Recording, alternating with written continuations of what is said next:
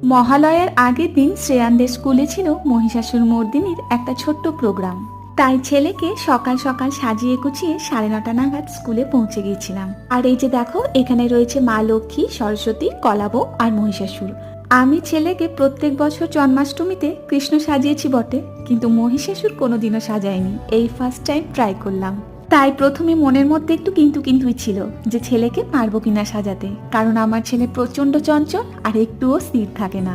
এবার মহিষাসুর যখন সাজাতেই হবে, তখন লুকটা একটু মহিষাসুরও তো হওয়া চাই বলো। তাই অনেক কষ্টে বুঝিয়ে সুজিয়ে ছেলেকে মহিষাসুর সাজাতে রাজি করেছিলাম। আর এই যে এইখানটায় এখন সকলকে একসাথে দাঁড় করিয়ে ফটোশুট চলছে।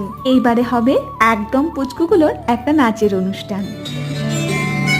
শিউলি ফুলের নরম দেব দেব কাজে চুড়ি খোপায় আমি বেঁধে দেব হলুদ সোনা চুড়ি।